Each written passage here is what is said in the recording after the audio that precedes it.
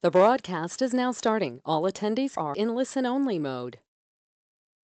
Okay, hi everybody, and thank you for joining this webinar on our new gold standard CookstoveIQ quantification tool.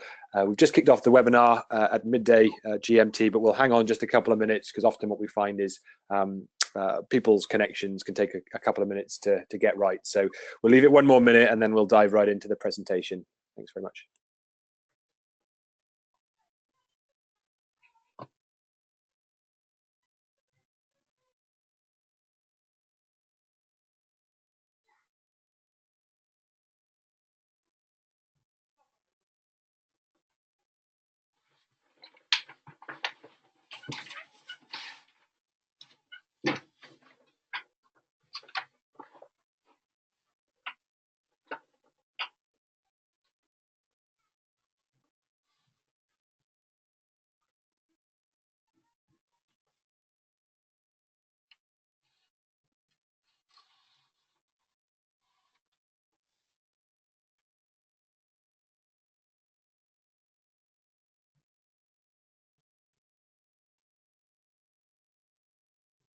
Okay, so as the clock ticks over, thanks everybody for joining. I think there's 40 plus of you on this webinar, which is a great turnout, and we're excited to present the topic today.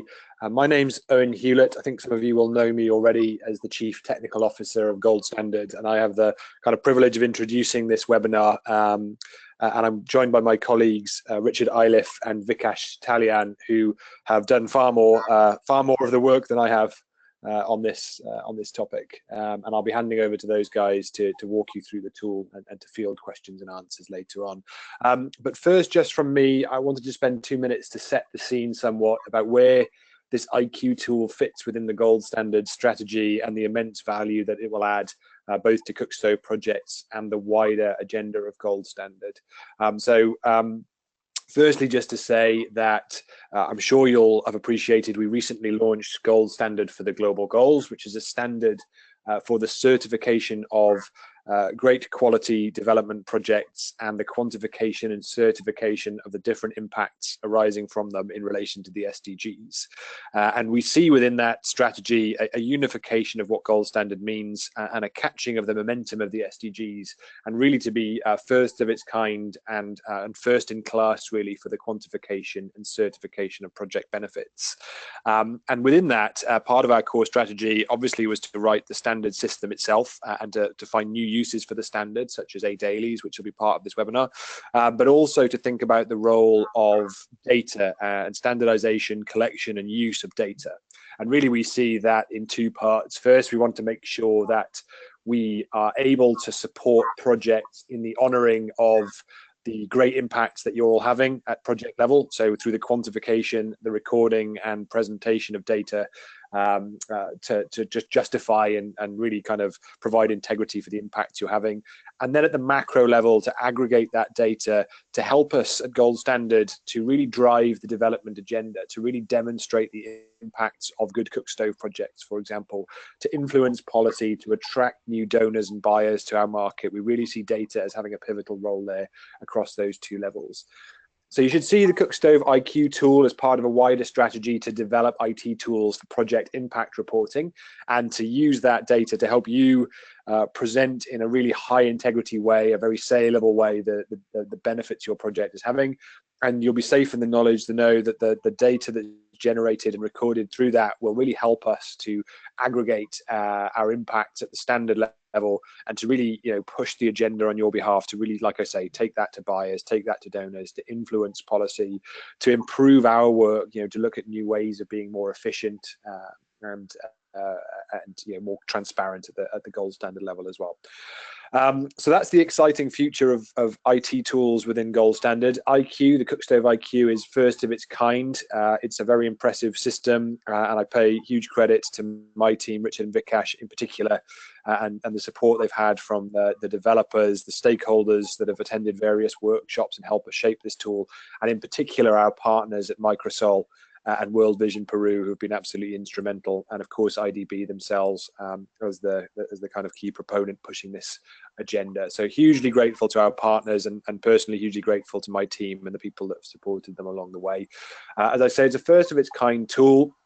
It will be tested among the developer community, so really looking forward to you guys using it and feeding back, and we'll be making incremental improvements along the way, and then it'll be more generally released. And really, we hope to use that period of testing to really improve this tool, but also the lessons learned here will go towards the shaping of other online tool development for other project types and other impact types. So really, this is a chance for the Cookstove community to pioneer this kind of approach, and in the future, I hope we can all feel proud that other activity types and sectors will follow suit.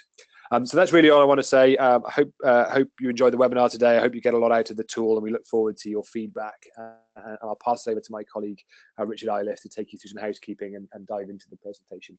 Thanks, everybody.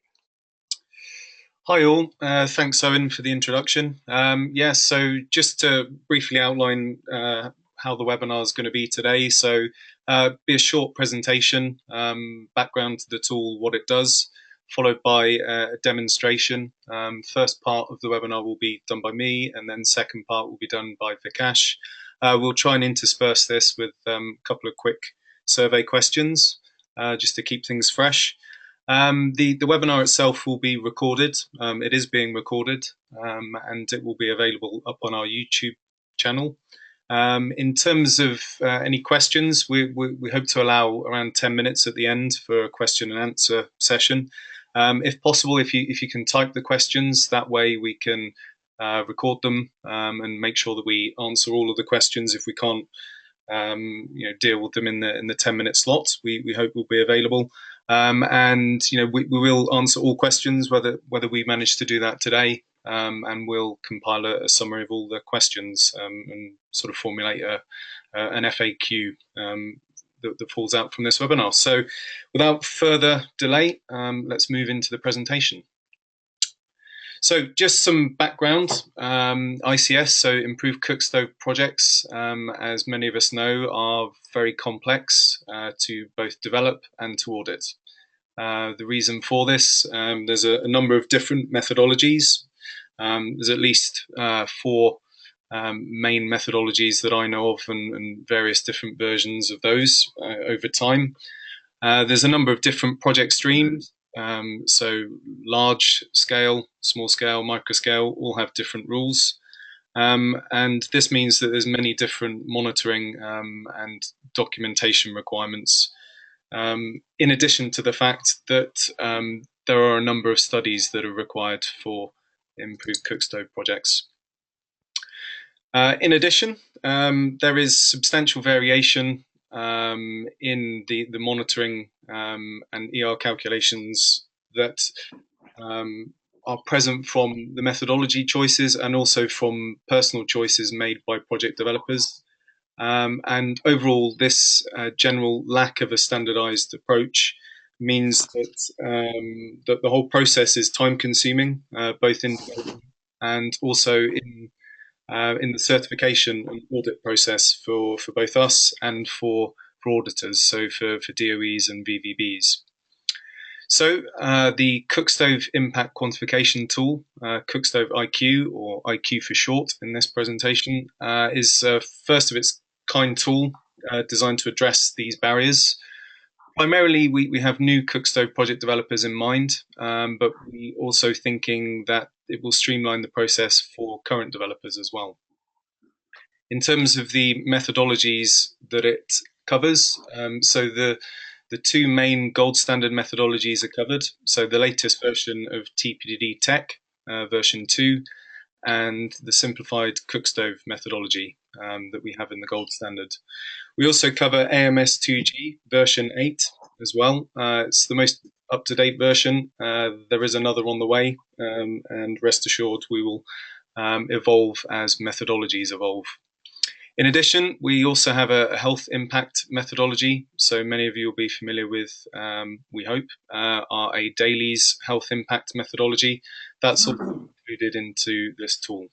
And as you can see, it's available at the web address below. So the main features of the tool, I'll just go through them quickly. So there's a cost-benefit analysis tool. It's designed for early stage project development, and it allows a direct comparison of the applicability of methodologies and also the potential emission reductions in the three methodologies that I mentioned at the start. It also includes a financial analysis tool, and it provides financial metrics, standards. So, for instance, IRR, NPV, and it provides these as outputs from using the tool, so that people can use it to help make decisions about their project. It's an Excel-based tool, so we're not really going to go into it today. The reason it's in Excel is it's fully customizable and editable for the user. That contrasts with IQ, because it's a web-based platform. It's very much guides you through various sort of processes, whereas the Excel tool is almost like open source, really. So in terms of what it offers for project management, so project developers using the tool will be able to view, track and manage all of their projects that they have in the Gold Standard pipeline. And they can also share their projects with both us in the Gold Standard and also auditors reviewing their projects. What it also does is it stores all of the data and documents from all of the years that the project has existed, and it allows progress to be tracked over time, which we think is quite a useful feature. In terms of the project development, this is where the tool really stands out, and what it aims to do is simplify and standardize both the greenhouse gas calculation tool and also impact tools that are in there, dailies, and also others that will be added. And the purpose from this is to greatly reduce the complexity for users, and what we hope is that will eventually reduce costs as less time needs to be spent in the project development phase. It's designed to guide the user through the certification cycle, and you'll see in the demo later on that the menus match the main project development steps. So it's designed to be intuitive. What it does have, using the power of IT, is it's got built-in validation to eliminate simple human errors. Say for instance, confusion between American date format and English date format, decimal places put in the wrong part. All of these kind of errors we hope will be a thing of the past with IQ. And there's a lot of customization for different project situations. So whatever project situation you can think of in the three methodologies, we're pretty sure that the IQ tool will allow you to develop your project using it. In terms of monitoring, what it offers, there's a nice online stove database that is used as a repository for all of the stoves that are in the project, and it's got a number of validation tools preventing things like duplication of stoves, incorrect date formats of stoves, and it's also able to be accessed from anywhere in the world because it's online. So if you have staff in various different areas in your project, they can access the tool remotely. What it also offers as well are GS-approved tools and templates to collect information about your Cookstove project. For example, kitchen performance test or baseline surveys. There are templates of these available on the tool. It's the first time that this has really been available. It also has a built-in random sample generator that will enable transparent monitoring, and it also reduces some of the burden of going through the random selection process yourself as a project developer. And because it's an IT tool and it's accessible wherever you are in the world, it can be made available to other stakeholders in your project, including funders and also auditors as well. We'll go into that in the next slide. So yeah, there is the feature for auditors to access your project and individual projects that you have, so that they can check the information on there. Because it hosts data and reports on the tool, there's no need to send emails back and forth. For instance, version control will be a lot more straightforward using IQ. In terms of sustainable development and other impacts, so it has an inbuilt feature to assess contributions against sustainable development goals and the corresponding targets.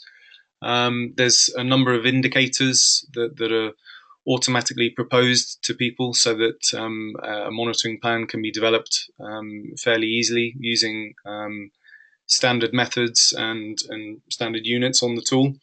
There is, of course, flexibility to add new indicators, which is something that we encourage in Gold Standard. We haven't thought of everything, so that is definitely a possibility within the tool. And the data of previous years, tracking the progress against SDGs, that's also shown on the tool. So it enables developers to track their progress year after year.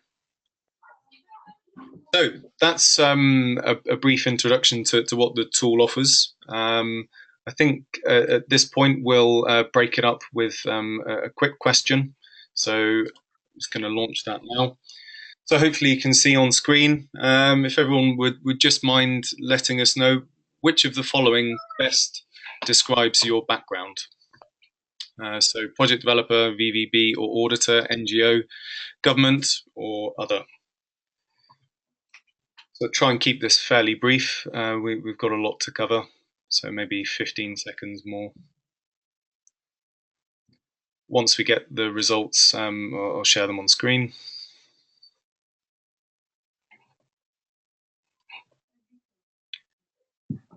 So we're up at 3/4. It's a good enough sample size, I think. So yeah, majority of project developers, followed by auditors.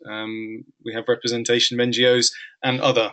Yes, so it seems quite a lot of you are other. So maybe we need to dig into that.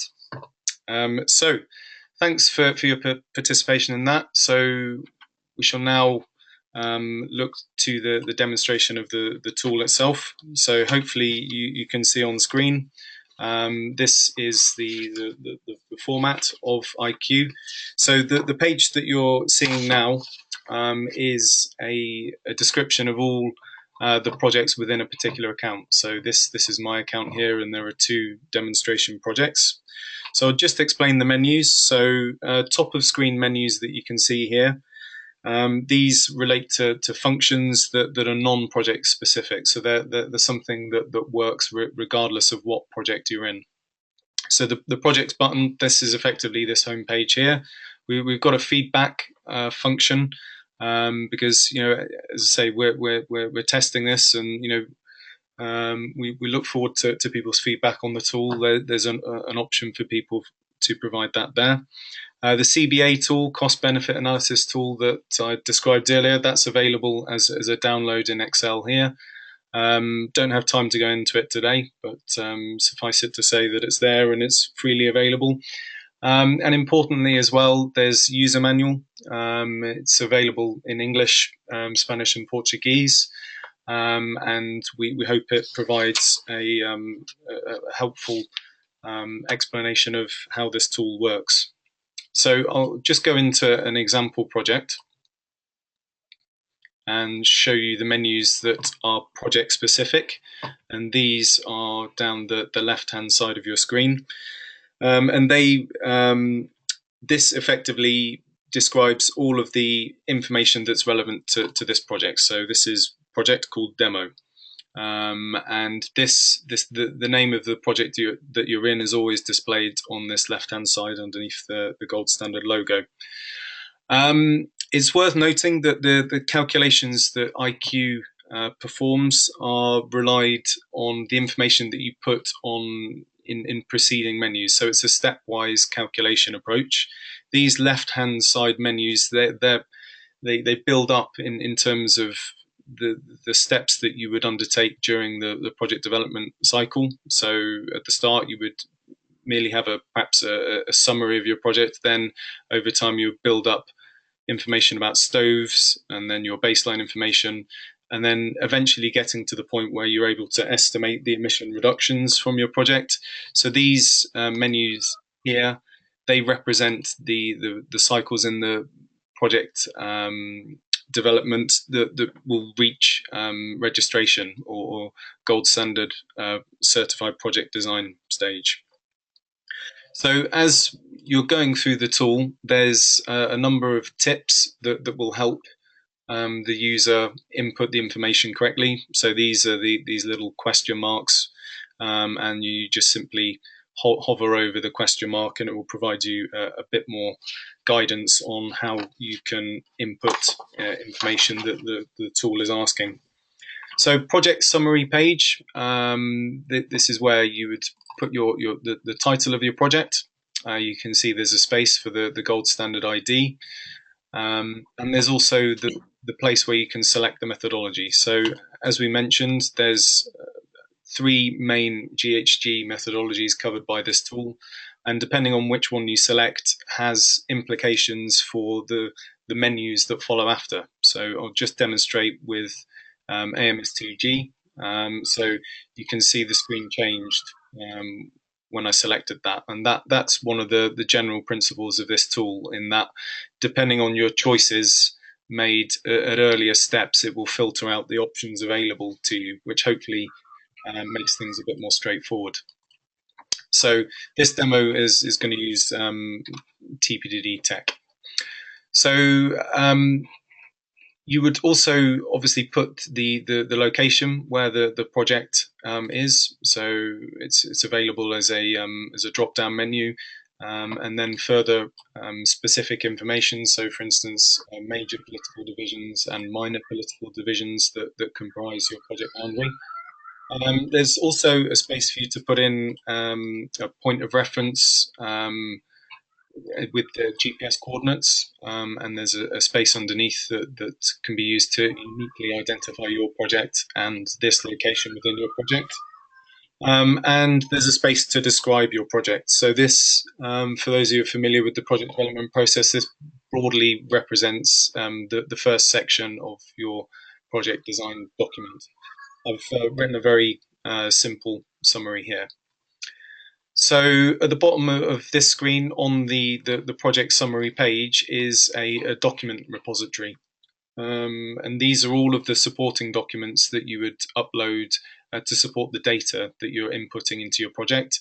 On the summary page, this isn't where you upload documents. This only shows you what has been uploaded. So in effect, it's a summary, but I will show the document uploading process later on. But how it works is for each submenu, there's a document upload section, and there's the sort of purpose of the documentation as well. So that's the summary. So in terms of the building up the more specific detail that will actually contribute to the emission reductions in your project, you first start with the stove types. So we have 2 submenus here, and these are used to input, for instance, stove efficiency and stove lifetime. Not all methodologies use these. It's not a mandatory requirement, but there are options to input this data. And again, if we just go into one of these menus here, I'll show how it works. So the general menu construction in IQ is that the first thing you find when you go into a menu is a summary table of all of the information that has been inputted and saved within that submenu. So this is the baseline stoves submenu, and you can see here that there's been a stove called Smoky Stove, and there's the summary of the key information about that stove here. So to add information, there's a button here where you can just click it, and then you'll be presented with blank data fields. I'm going to show you the edit version, which essentially takes you to the same menu, but it's already pre-filled in. And obviously I've done that so that we can squeeze it all in today. So as you can see, there's a bit of guidance on the naming of your stove, so it should be unique.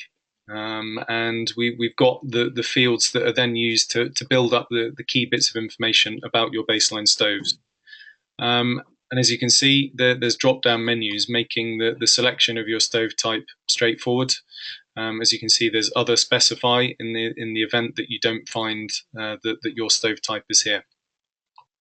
Fuel types, again, the main fuel types for Cookstove projects are presented, and it's multi-select as well. So if there's a number of fuels on your stove, you can input that there. The efficiency, as I mentioned briefly, that is used in some methodologies for the emission reduction calculation and not in others, but there is a space to put it in there. And then we get to the general rule for all data points that you have in IQ. There, you need to supply supporting information, much like a standard Cookstove project. So here we have the efficiency of 10%, and as you can see, there's a tailored drop-down menu to describe how this information is supported with a piece of documentation. So I've selected water boiling test field there, and that explains how this efficiency was derived. Other information about the stove is we have stove features, for instance, the ventilation characteristics and the material that the stove is made from. Not every methodology requires this, but it's useful information about stoves that may be useful for auditors as well. So as I mentioned, there's an upload document function, so whereby the method used to arrive at a particular data point, there's a corresponding upload document section. So I've already uploaded stove test report as the stove efficiency supporting evidence. So I will show the document upload process on another screen where there's more bits of information to show, basically. Again, the menu follows pretty much the same construction in that there's a comment at the bottom of any menu so that a user can provide any bit of information that will help a reviewer understand their project. So that's baseline stoves. So now we'll just dip quickly into the project stoves. So obviously the aim of a project is to replace a baseline stove, and the format of the first page you see is identical as baseline stoves. So it's a summary of all of the stove types that are going to be part of this project. So just an important thing to draw your attention to here. So each stove is randomly assigned a gold standard stove code. And the purpose of this will become clear later on when we get to the stove database. But in essence, it's a shorthand for a user to upload information about this stove name, this stove type with all of these other attributes. It's just coded for with, in this case, a number 64. So I'll just show very briefly the project stove menu where you can input the information about the project stoves in that you're going to use. As you can see, it's almost exactly the same as baseline stoves. We have the same requirement to demonstrate how data points are proved. We have a field here for the useful life in years. So what this allows is it allows stoves to be automatically removed from crediting if it is the case that your stove has a defined lifetime. If it doesn't, and you can prove that your stove receives ongoing maintenance, etc., then this can be overridden. But it's a useful automated feature to remove stoves from crediting. So there's a section here whereby a user can input some of the information about the manufacturer. The main aim of this is to link it to other other categories within industry. So, for instance, linking it to GACC and also making a statement as to whether the stove has been assessed against IWA tiers of performance. Again, we have the usual document repository that's specific for this menu, and the example stove test report is on there. So once we've got the information about our stoves in the project, we then have to build up the information about our crediting scenarios or crediting information. So again, the first information you see within a menu is the summary of the data that's been inputted so far. So we have a set of crediting information here, and it's been termed BS Smoky 1. I'll go into that in a bit more detail in the input area, but as you can see, it's got the main information about that particular crediting set of data. So primarily it's fuel consumption, to be honest. So again, I'll just go into this this area now and just show you how it works. So in line with how the tool is structured, so the information that you put on earlier menus is then used in later menus. So a baseline information data set relies on baseline stoves. So all of the baseline stoves that have been entered in this particular project are available to select as being part of this baseline information. There's only one stove in our baseline stoves. I've done that to keep it simple. So there's a little checkbox here whereby you can add a stove to this set of crediting information. If you have two or more stoves, then there's a weightage function here, and again it's validated to make sure that the total always adds up to 100. As we only have one stove, the total is 100. Because this is a gold standard methodology, and specifically it's TPDD tech, the concept of a baseline scenario needs to be defined. This is an example of a data field that is either present or absent depending on what methodology you've chosen. So if you've chosen AMS2G, all of this information here won't exist on screen because it's not required. It's required in TPD tech, so we have to define the user type and also the usage type. So household and rural user, we're saying in this example. And then there's also a short summary section to report the key information about the baseline survey. So a baseline survey is a key requirement of TPD tech. It's not a requirement in other methodologies. So because it's a key requirement, there's a reporting section here whereby essentially the 5 key bits of data that have relevance to crediting information can be reported on in a really simple and straightforward format. So for example, the primary stove in the warmer or drier season, the user can choose which stove it is. They can input the total daily frequency use on average of this stove and the number of users that are reporting that stove as their primary stove. Same question asked for the opposite season, so rainy or cold season. And then a similar sort of question for fuel use.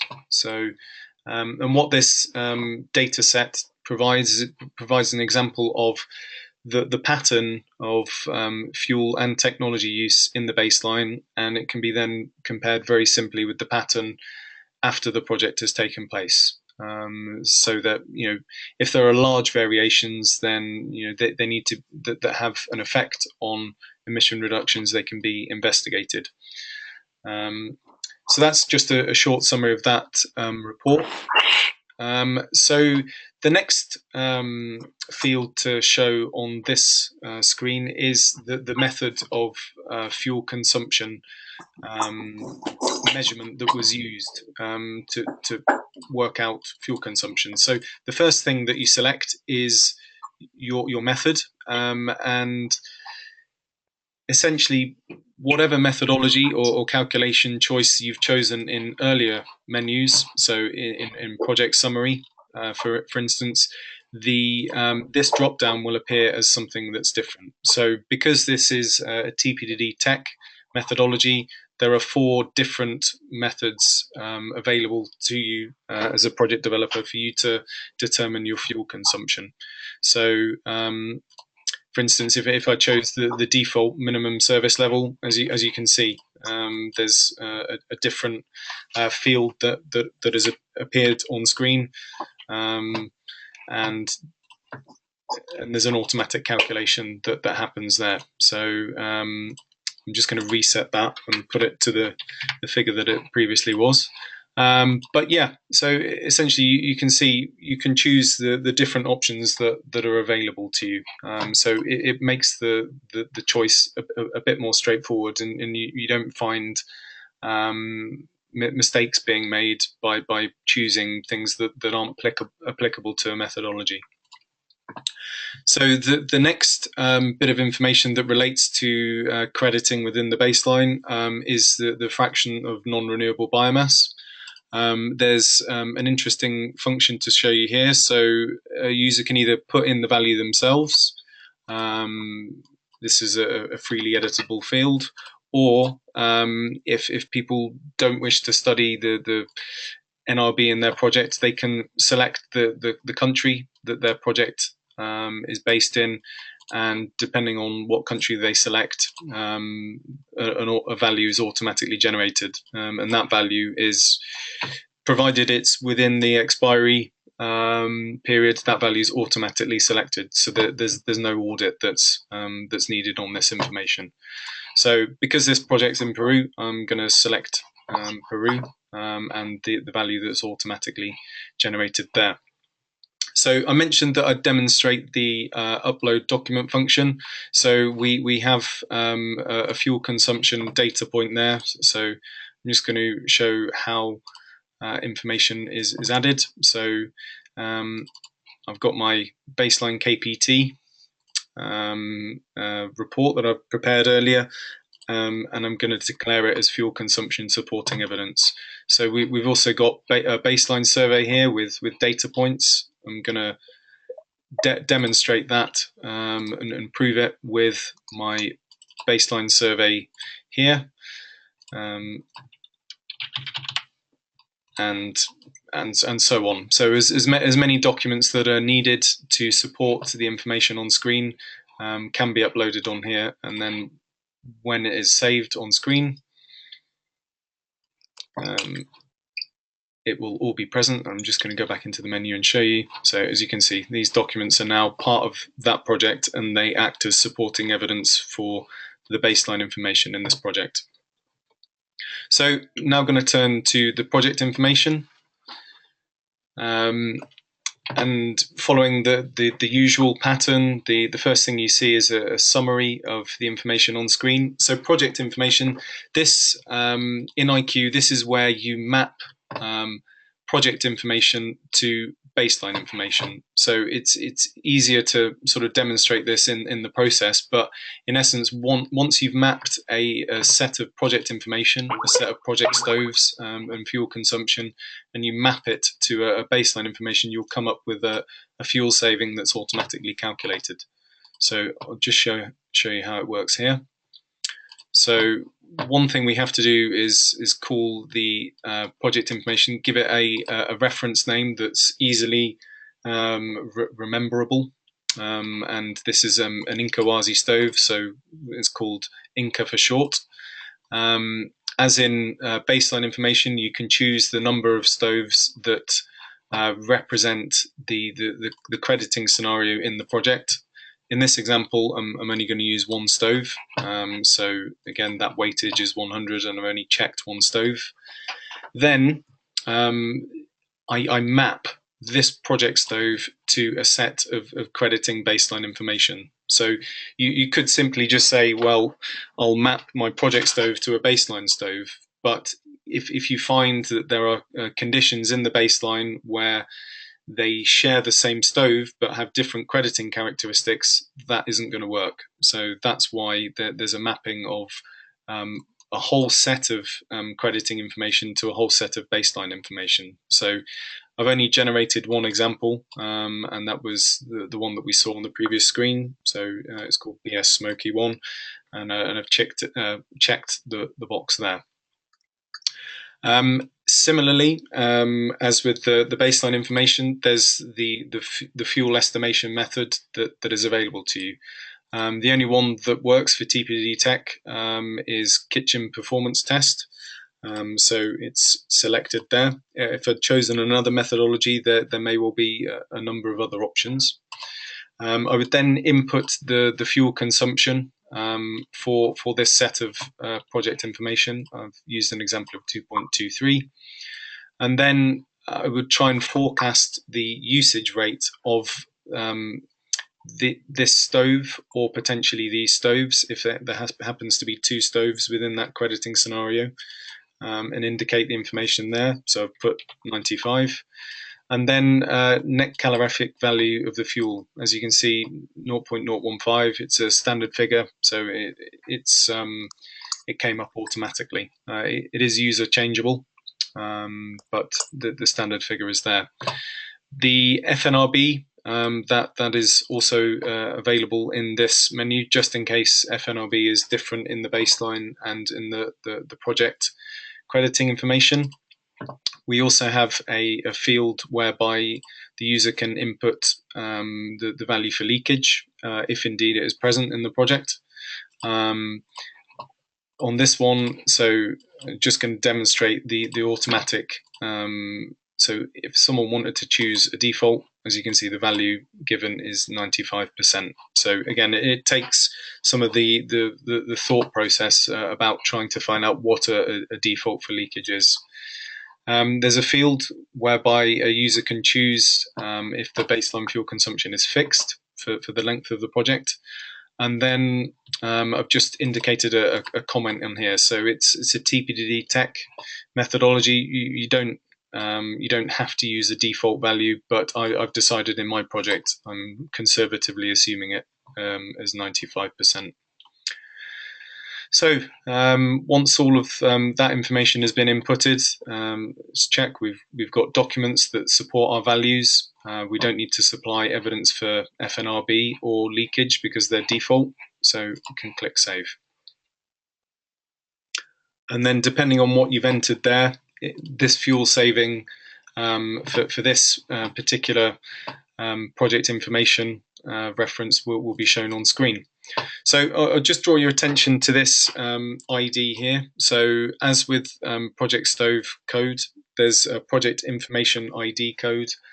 This is randomly generated, and again, it's of use in the Stove database. So I'll demonstrate that later on. But suffice it to say that each individual stove, they need a project information ID and a GS stove code, and it will code it, that specific stove, automatically to the set of crediting information that's shown on screen here. So now that we've built up a set of crediting information for our project, we can then go into estimating the emission reductions. So all of the information to date is what would be required to get a project registered. As I say, the thing missing is the total number of stoves, and also the crediting information, and that's covered in the stove rollout plan menu.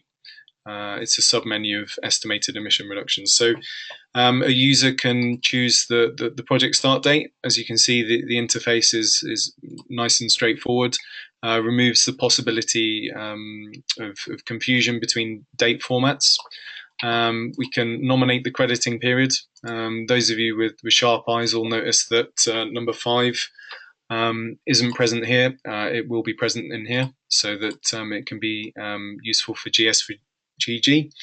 And then, because not every project starts crediting on the same day as the project starts, there's an option to enter a different crediting period start date with a similar straightforward format.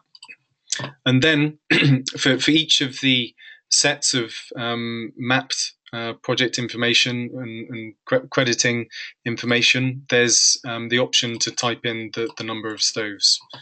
So I put at the start of this project that I was going to distribute 5,000 stoves. So in the example here, potentially we can do that. And then, as you can see, it's automatically updated. And this is in effect what's used to generate the ex-ante emission reductions calculations, for those who are familiar with that term. So the projection. So just draw your attention to this this function here. So this is a way that a user can offset the date of crediting after the start date that the stove is received or sold. So to take a practical example, if I sell a stove at midday today, it probably isn't going to receive a whole day's credits because it's missed breakfast and lunch. So to be conservative, I can put in 1 day to offset the crediting of that stove. And it's freely available for the user to mark as anything they like, but the default is 1 day. So once you've set up a rollout plan, you would then press save, and it's stored on the system. So at this point, I think we'll take a little break for a question, and I'm just going to launch that question now. It's a very simple one. So, what is your region? So where are you from? We'd like to hear from you on this one.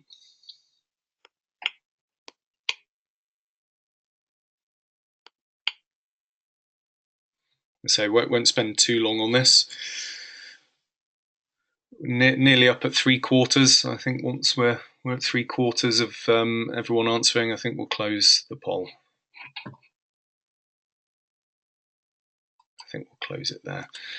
So the majority of people listening from Europe, 42%, 36%, followed closely by Asia, 2% Oceania, 7% Americas, and 13% from Africa. So thanks everyone for responding there.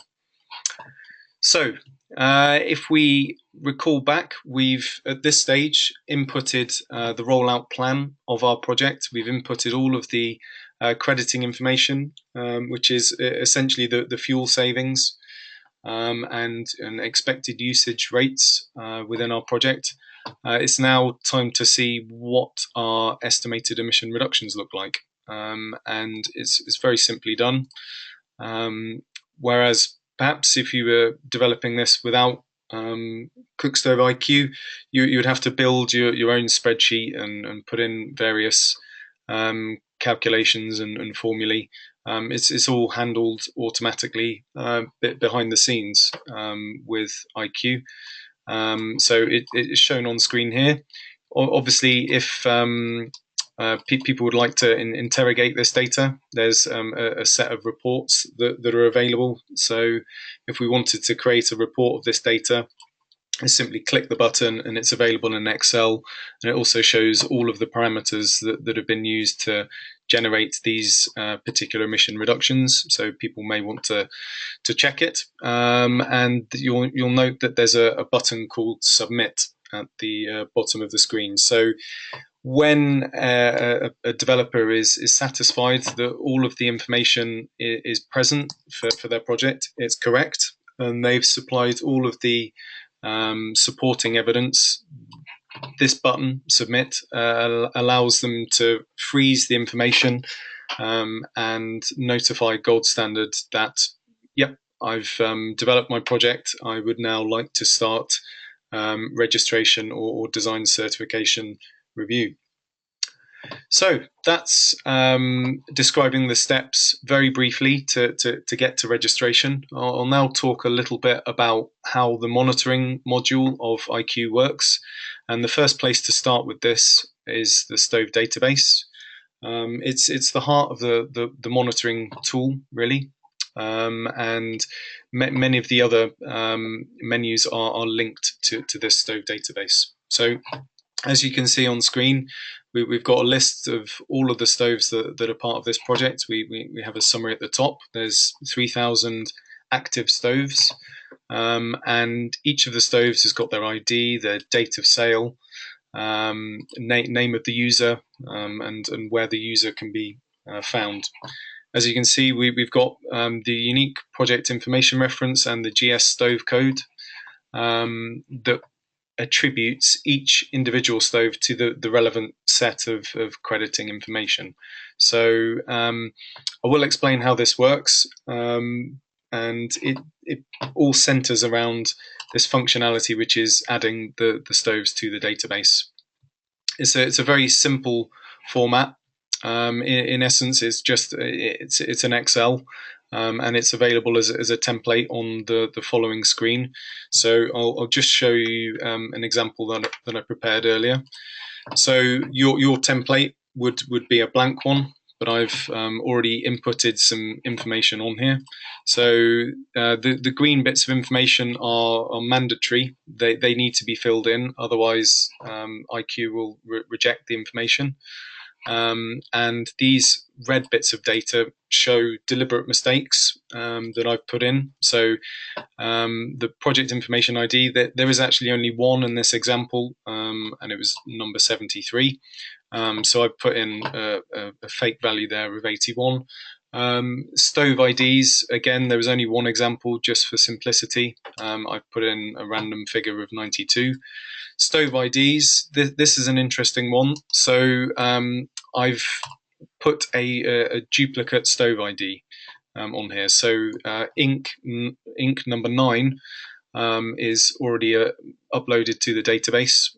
Stove ID, by the way, is up to the user to choose what the ID is.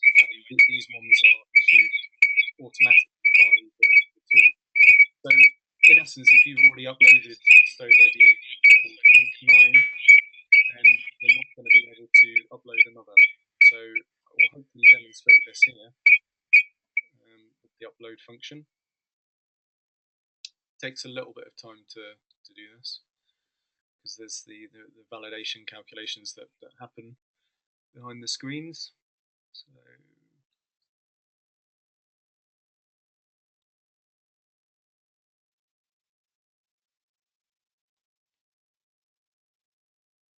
bear with me, folks, sorry. Let's check the database. So if you recall, there was 3,000, and there's now 3,007. So there's 10 stoves on here, and as you can see, three have been rejected by the tool because there's only 3,007.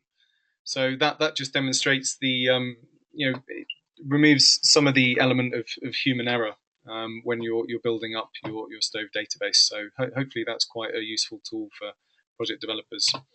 So moving on to the next menu. So surveys and tools. This is a module that really is designed to assist project developers by providing a set of approved documents or data collection tools. Just showing them on screen on here. So as you can see, we've got the name of the tool, what it's going to be used for, what phase in your project, and what methodology it can be used for. So and there's a key at the top that explains. So for instance, you can see the red cross is not applicable for methodology. So there's no point analyzing your kitchen performance test if you're developing a project in the simplified Cookstove methodology, for instance. So there's a whole suite of tools that are available for use on this page. Won't go into this in too much detail. Move on to the next menu, which is quite a nice addition to the tool. So it's a random sample generator. So if you're developing your project, one of the requirements is to do a random sample to avoid bias in your data. And this tool here allows you to select a group of crediting information. So if you recall, we only had one in this example. Select the survey type. So for instance, I'd like to do a project survey. It's inbuilt within this tool to give a random selection that meets the minimum requirements of the methodology for a project survey. So just using these very simple menus, we can then download a sample, and yeah, so just that, it's as simple as that. So we've got a set of data there that we can then use to plan our field work. So that's the random sample generator.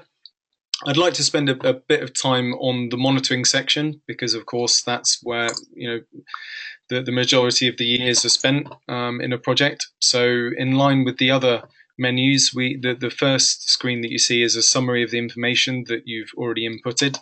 So in this project, we've already gone through monitoring period 1, and we have 976 emission reductions. So I'm going to show you monitoring period 2. You'll see that the end date is in the future. So this in effect is a live representation of the data that's part of this project. And I'll explain how that works now. And it works by linking the stove count, which is in your database, to the information that's displayed on this screen. So as with the baseline information and the project information menus, what you see on screen is very much tailored to the choices you've made by selecting your methodology, and if applicable, selecting your calculation type in your methodology. So where we've got fields that can be edited, essentially that's what IQ wants you to edit as part of your monitoring period. So it makes it very straightforward as to what bits of data you need to gather. So as you can see here we've got usage rate and fuel consumption. So during a monitoring period, this information can be updated. As this one hasn't finished, I'm free to put whatever I like in here, and in effect the tool can provide you an up-to-date estimate of your emission reductions. As you can see, some of the other parameters that might be tailorable depending on choices are FNRB and leakage, and also emission factor. They aren't usually changed, these 4 parameters, but they are there for people to change if they want to. But so if you recall, this was on 88 and I've moved it to 75. And we've got a set of emission reductions there, 4,582. So I've just updated that screen, and it's changed instantly. So a user's free to play with this tool. It can change the fuel consumption. So it gives an up-to-date estimate of emission reductions until it gets to the point where someone has completed the monitoring period. So let's imagine we're in February 2018. All of the data for this project is available. It's all been put into report format. Then I'd like to request an issuance. So as with the estimated emission reductions, we've got a submit button, and in a similar fashion, there's a couple of reports that allows a user to verify the information on screen before they send it to Gold Standard. The information's in the form of an Excel, so it's very easy to understand what's going on and where parameters are coming from. And that essentially is it. So that's how the tool works. At this point, I'm going to pause for another quick question. After the question, I'll hand over to my colleague Vikash. He's going to talk you through some of the impacts that you can record and monitor using IQ, specifically dailies and also sustainable development. So just pausing for that question. What was your main purpose in attending this webinar? So it's either I want to use Cookstove IQ, I want to find more about Cookstove IQ, or a general interest in gold standard developments. So just spend a brief time waiting for some responses.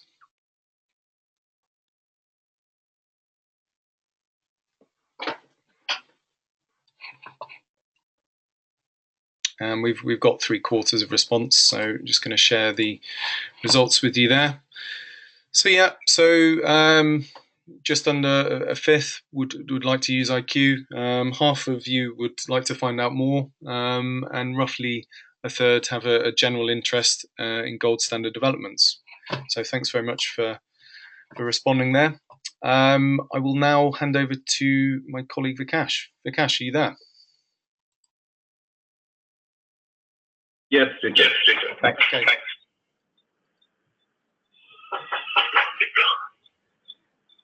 Okay, over to you. Can you confirm? I can see. Yeah. Okay.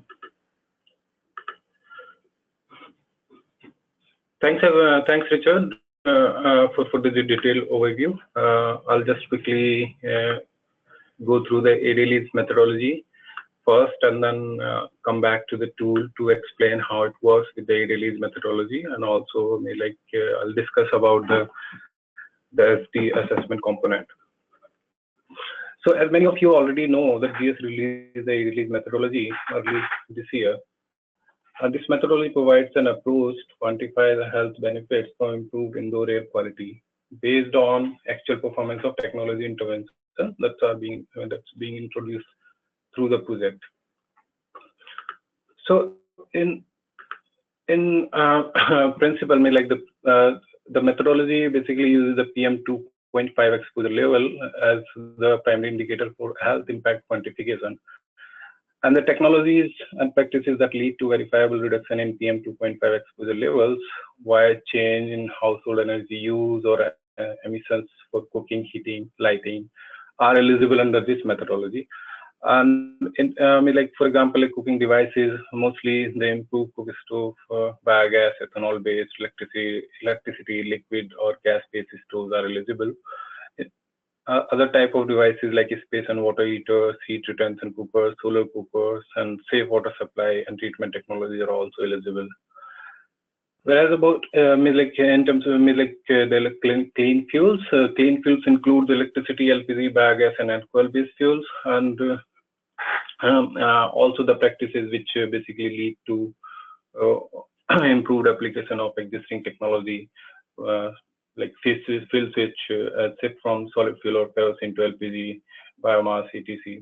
Those are also eligible, but with certain specific criteria. For example, the technologies which will involve the shift from high to low carbon content, fossil fuel will not be eligible. And the project efficiency improvement projects which are leading to high leading to high efficiency stoves, but they are based on coal or kerosene stoves, will not be eligible. And the measures which simply involve standalone ventilation activities, that's again are not eligible under this methodology. There are some exceptions as well. The exceptions include a few measures with the additional monitoring requirements. For example, efficient use of charcoal compared to baseline is eligible, but it will require additional monitoring of CO, which is not applicable to other interventions. Then this methodology also allows the project which involves modern fuels like LPG and electricity.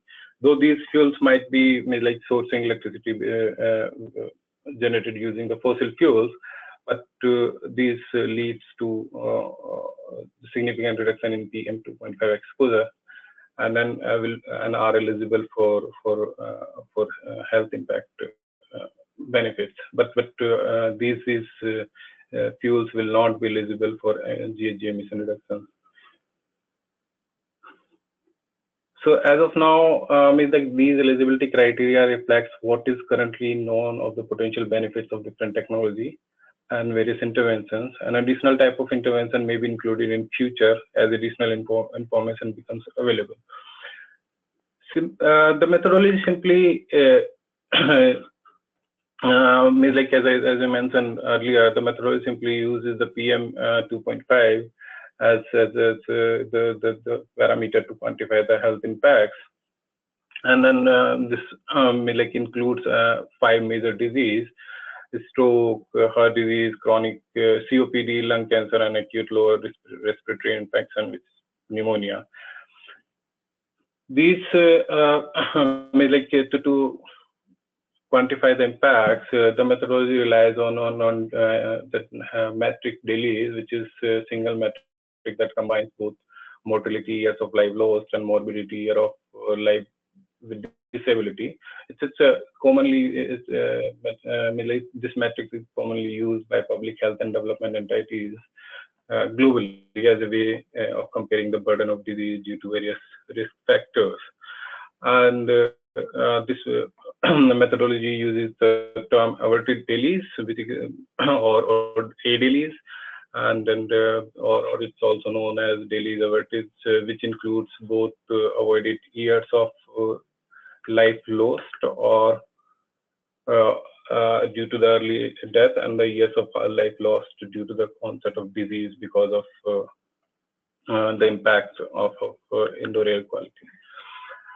In principle, this follows, like the methodology follows two-step approach. First step is to monitor the personal exposure of PM 2.5 in the field, and then convert those exposure level to ADALYs using a household air pollution intervention tool, which is available publicly. And then basically, as of now, this HAPIT tool currently contains the background data of almost 104 countries, including sub-regional data for few countries, China and Mexico as of now, and will be will be available for ADALY quantification for the project. In terms of like the monitoring requirement, the ADALY's methodology is basically methodology follows a similar way as the TPD tag, and there are specific monitoring requirements for the baseline situation and for the project situation. Baseline scenario require the identification of scenarios, household surveys, and personal exposure in the same way for project scenario. The household project surveys, personal exposure monitoring, and the technology usage monitoring will be required for quantifying the health impact. So I'm not going through the details of ADALY's methodology here, but you can hear the ADALY's a recorded webinar for ADALY's methodology. It's available on our YouTube channel. Let's go back to the tool, which basically is the aim of today's webinar.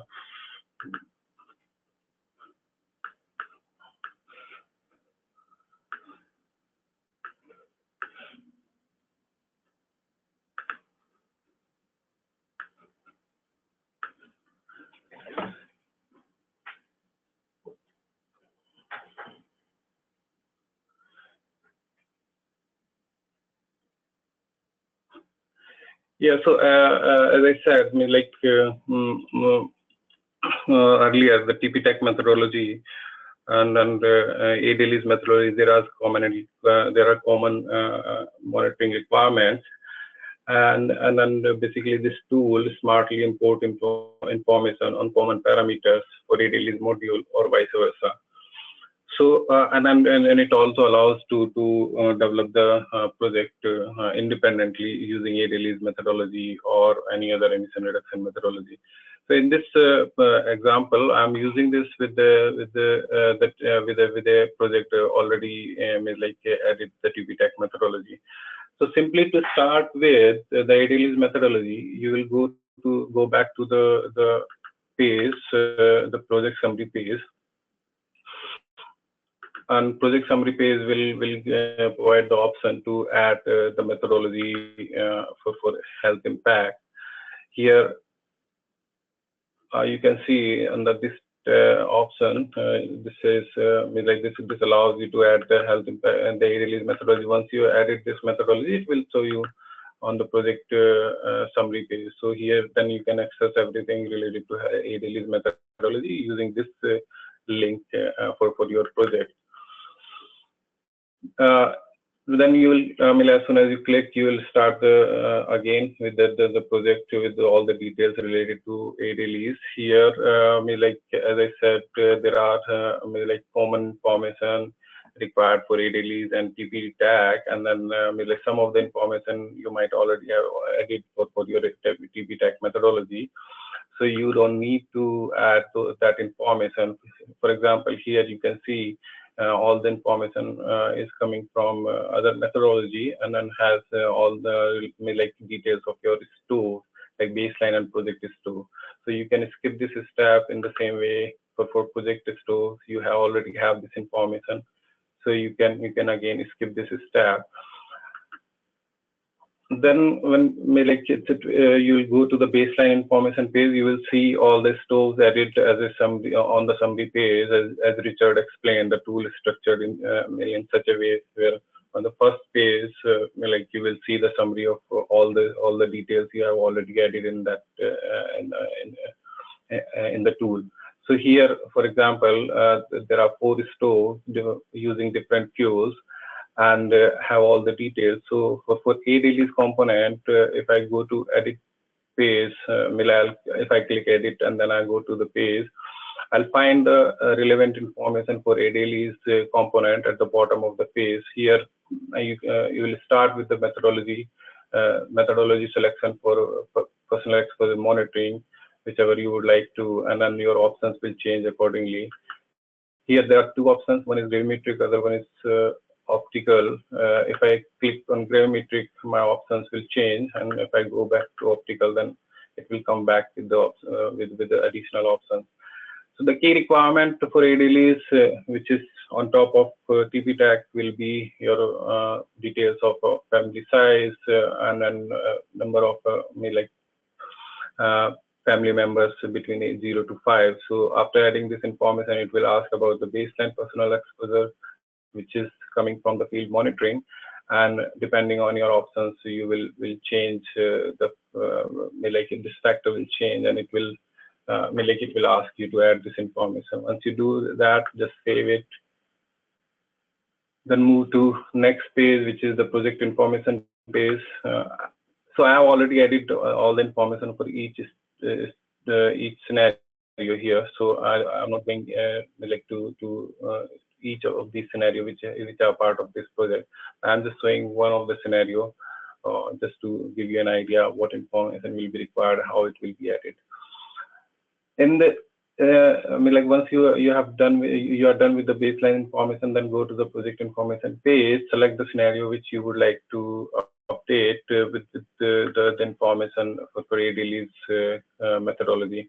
So for example, I'm going to P1 here. As Richard explained earlier, you will see all the stores, and then you will see the information you have already added, and then the information about the baseline scenario which you have already mapped with your project scenario. And at the bottom, again, the same same data input, same input parameters for ADLES methodology. The method that basically you opted for personal exposure monitoring, then the field monitor result, and the expected stove usage rate. Here it's coming from the TPTAC methodology, but if you make any changes here, it will basically the tool will change the information for other methodology as well. So assuming that you are using these 2 methodologies for the same project, so for common parameter, the value will remain same. So it will update the information on both the pages. You'll just save it. After adding this information, then I'll go to the estimated daily page. So in general, the structure is almost same as you have already seen. So in the like you will see this under the estimated daily, the store rollout plan. This requires information on your expected distribution of the technology. Here, ADLE's methodology creating period is only 5 years, and which can be renewed, but means like there is only one type of creating period, so it always gives you option to select that's 5 year. You add the start date, add the creating date, and then you update the number of stoves. Once you are done, just click on save. Then you will it will take you to the next page. This is habit input. So this is the page which is different from TP-TAC methodology, because it's more about like what information is required to calculate the ADLEs based on monitored values.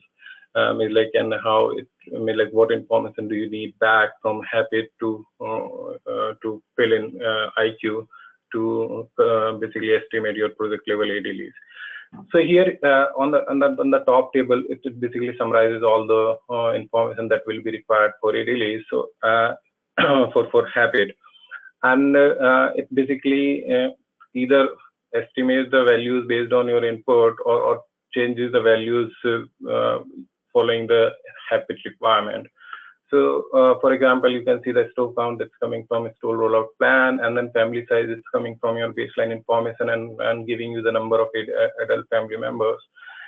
Here, one different point is like intervention useful life. So you might have a different life of your technology, but habit always calculates like impact annual impact of your project. So it always basically for ADLE methodology, the default number should be 1. So it gives you 1 here as an input parameter for habit. In the same way, like here, your for scenario 3, and the baseline fuel was charcoal, so it will ask you to add the information on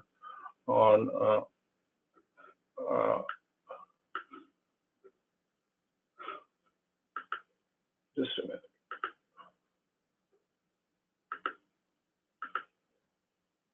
It will ask you to add the information on the key parameters which will be required for habit. So here, one is your CO, another one is what fraction of population is using the polluting fuel.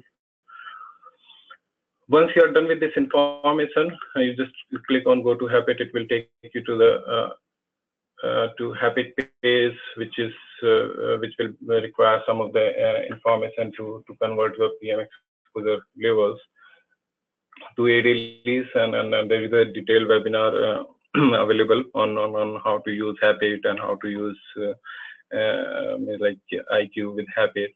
So it's also available on YouTube webinars. You can hear that. I'm not going in the details of habit as of now. So coming back to IQ again. So once you have calculated all the information from habit, you will get the mean ADLEs and then the ADLEs for individual disease. You'll get certain information for each scenario here. Just keep in mind that you need to run habit for each scenario individually. Then once you are done with this, just save the information. We'll go back to so it will give you the information that this has already been saved in your like project database. Now you can go to the next screen, which is ADLE's calculation, and then it will give you the like your extent estimations for ADLEs. Here, what it does actually, it takes information from habit and then converts that information into your like ADLEs per household per day, and then use your actual like your estimated operational days of the project, depending on what your rollout plan is, and then estimate the number of ADLEs. So here you can see year-wise ADLEs and also disease-wise ADLEs for your project. this is your ex-ante estimation, and then after this you will start your project implementation. Use the project database like Richard explained earlier to add overall like information about your projects and the details of your stove. And so there is no different. You will do the same way as you did it for other methodology. And here for surveys and tools, you will find all the information here on these pages, which basically includes different type of surveys that will be required to collect the information. So again, I'm not going into the details of this section. So coming back quickly to monitoring ADLEs.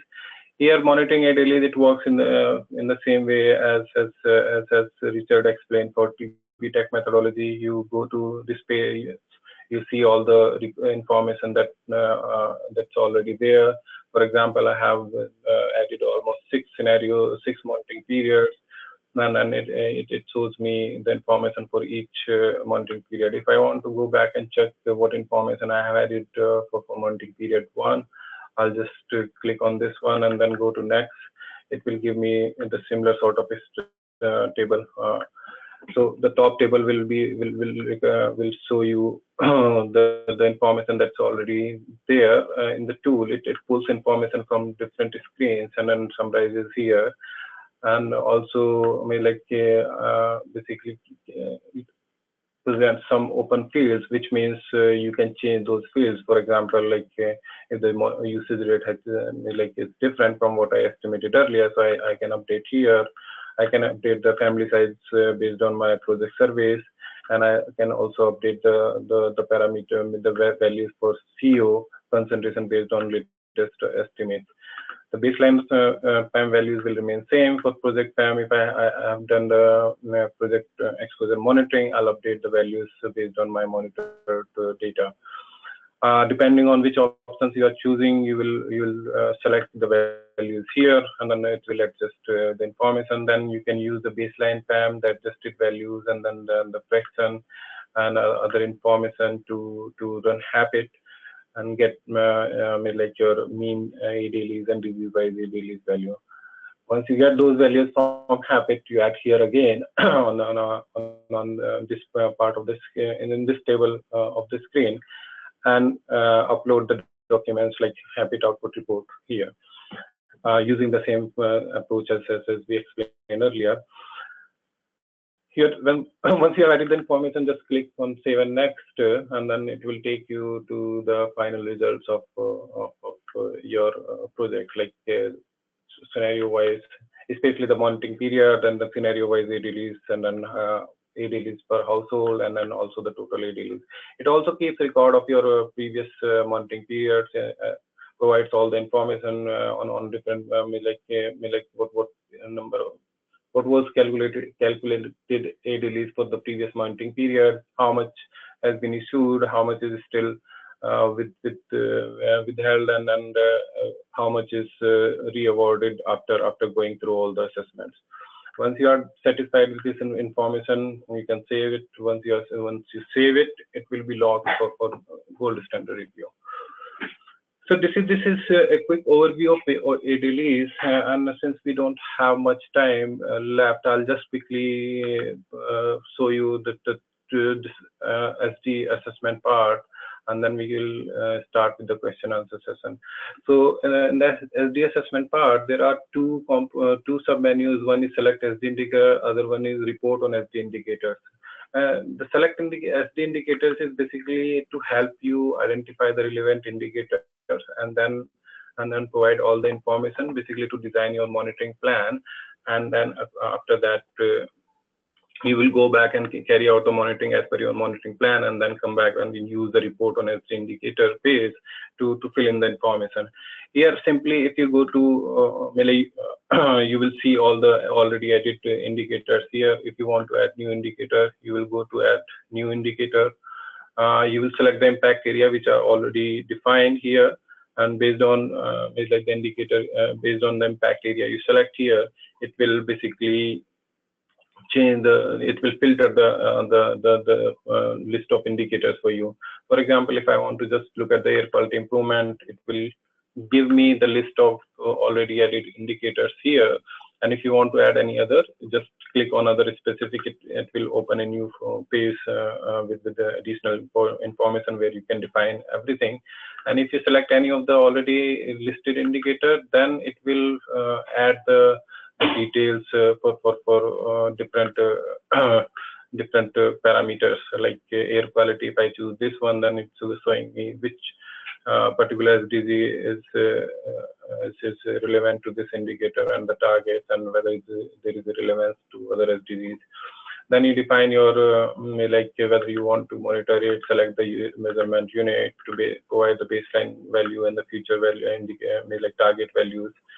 Also define like whether you are using any GS approved methodology or surveys or any other type of estimates to monitor this impact.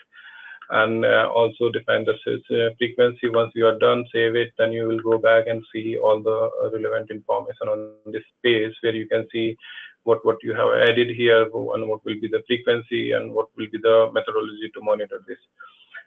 Coming back to the report, after carrying out the monitoring, you will come back and then start adding information on each of these indicators which you already added here.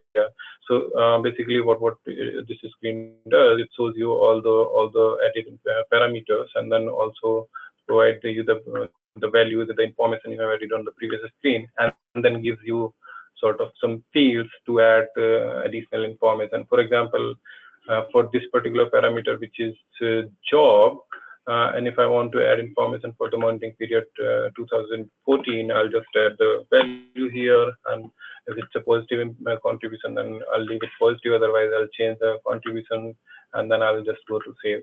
Once you save this information, it goes back in your, basically it stores here in the tool, and anytime you can see the like update by clicking on the show monitor data. So it shows you all the information added for each of these parameters over the period of time for different monitoring period. So this is basically to add and carry out the SD assessment. And after you're done with this, once you have already signed an agreement with your DOE, which we call it as VVB here, you can just add the name, organization, and also the email, and can send the invitation to DOE. With this invitation, DOE can access your project and carry out their own check. Yeah, so this is all from my end. I'll hand over it back to Richard to close the webinar and then start the question and answer session. Thanks, Vikash. Thanks a lot. We're running a little short on time, so just close with some acknowledgements to our funders. So World Vision, IDB, and the Multilateral Investment Fund. The A-Dailies module itself was funded by World Bank Group under the ESMAP program. And thanks again to our project partners, Microsol and World Vision Peru.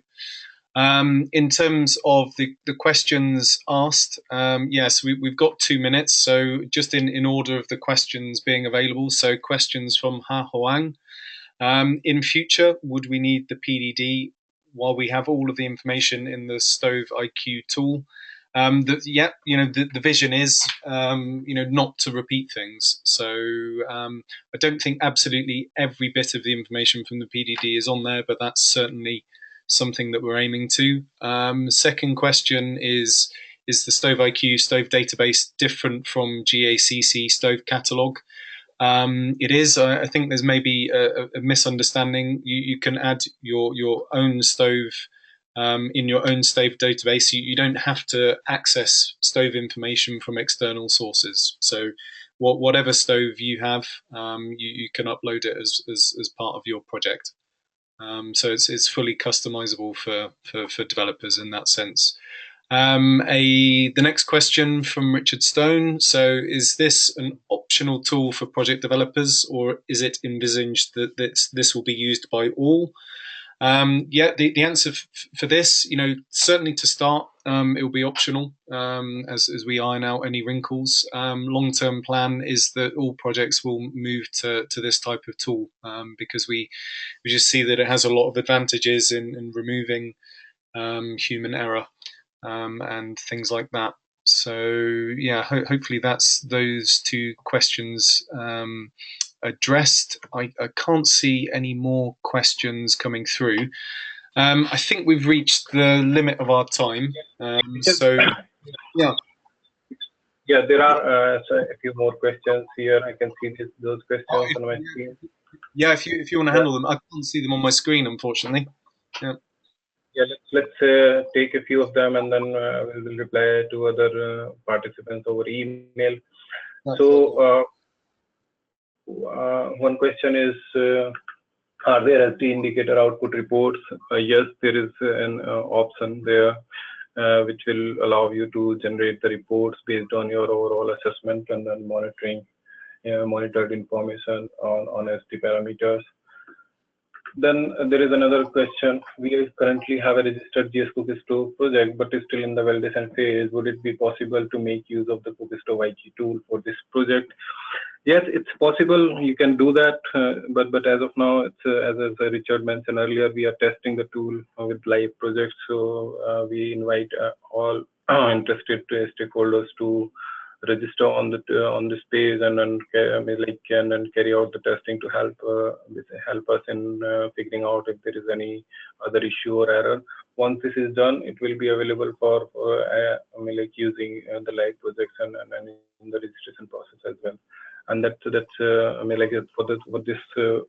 purpose, the timeline will be that the tool should be available by the end of November or mid-December for application for live projects. Is it compatible with registry? As of now, no, it's not. We are basically still finalizing the tool. Once it's in place, then we will try to basically minimize the number of documents that you are needed to upload on registry. As of now, if you have provided the information here, you would not be required to update the information on registry on each and every aspect, but there will be a few common documents which will be required to upload on registry. We will add the details in the manual, or will provide information along with the release of the tool. Then there is another question: is monitoring tool, is the stacking of this tool built into the factor for the calculation of VR? Yes, this is this has already been included. It basically requires to provide information whether or not the baseline stoves are baseline stoves or other type of stoves are in use, and adjust the emission reduction accordingly. Yeah, so we do have a few more questions, but we are running over time, so we'll reply those questions over the email after the webinar. Richard, it's back to you. Yeah, okay. Thanks, Vikash. Yeah, so as said, any questions that have been raised, we'll prepare a written response and share that with everyone who's attended. The webinar has been recorded. It'll be uploaded to our YouTube channel. We'll also share details of that. And yeah, just to close off, thanks all for attending today, listening and contributing, and wish you a good rest of the day. Thanks a lot. Bye. Thanks a lot. Thanks, everyone.